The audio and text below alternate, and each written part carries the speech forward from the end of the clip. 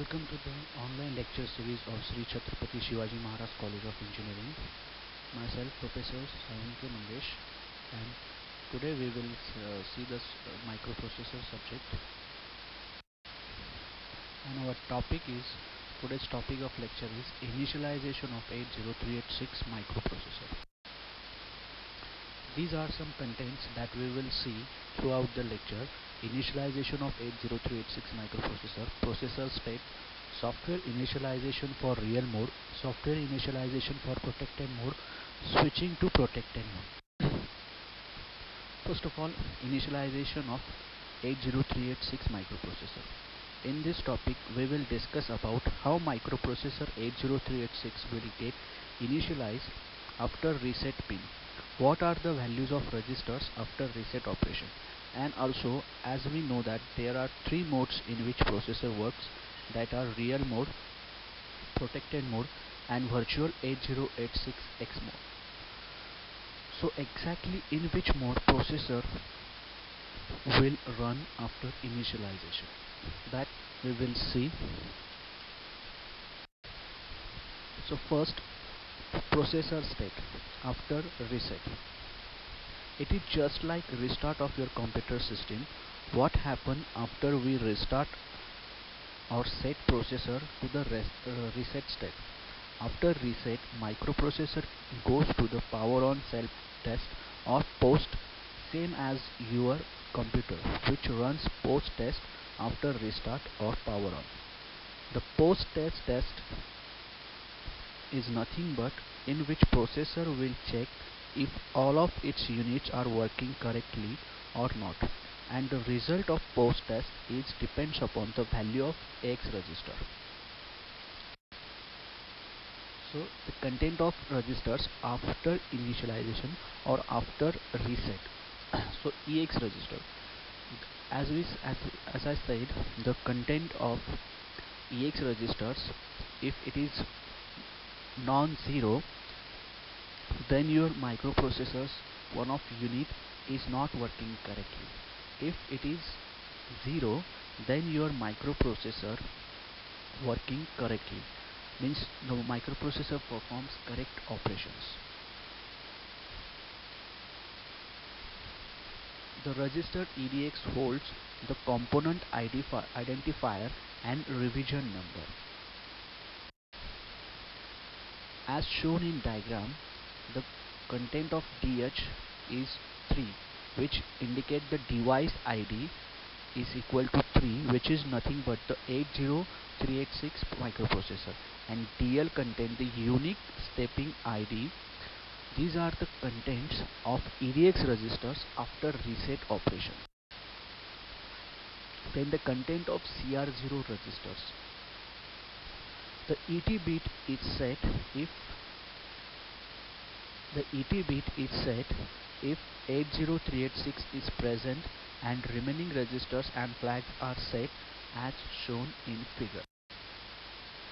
These are the content of other remaining registers and flags that are set as follows after the reset operations, and all other registers that are not mentioned here are remain undefined. On the next, software initialization for real mode. Before running your first program or application in real mode, there are few structures or softwares that must be first initialized before use of them, such as stack, interrupt table, and so on. So first, stack. The stack segment register must be loaded first before use of stack by any program or even any instruction. Then second, interrupt table. As we have seen before, 80386 runs in real mode without interrupt or by disabling the interrupt when it first initializes. So when interrupt occurs, initialization software takes one of the following action. First, it will change the limit of IDT in IDTR to 0. This will cause shutdown if exception or non-maskable interrupt occurs. And second, change the IDTR to point to valid interrupt table.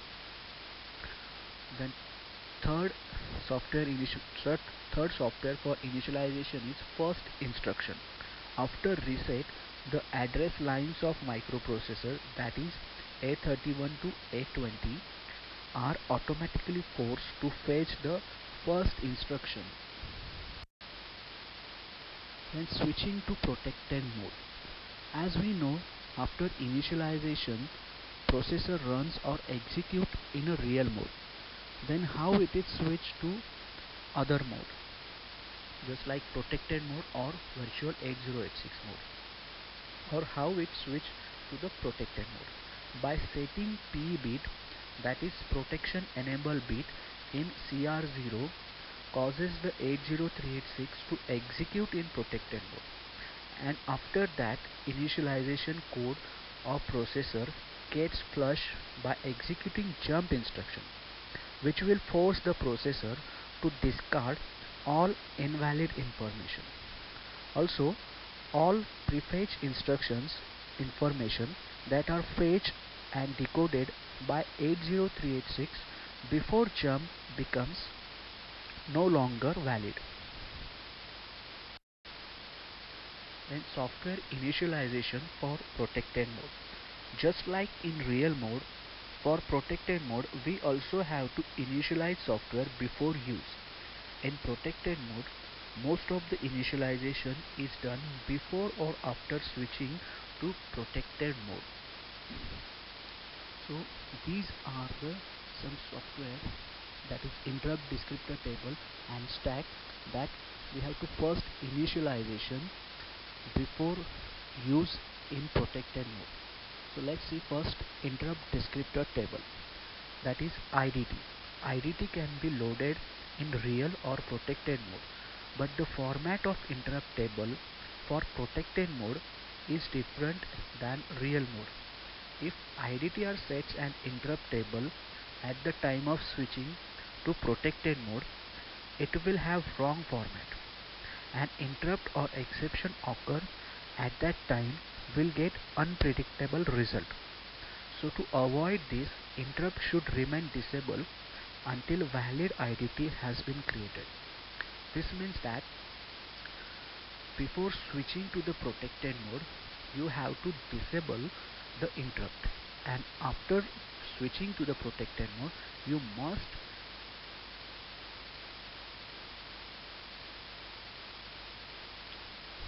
Then second is a stack.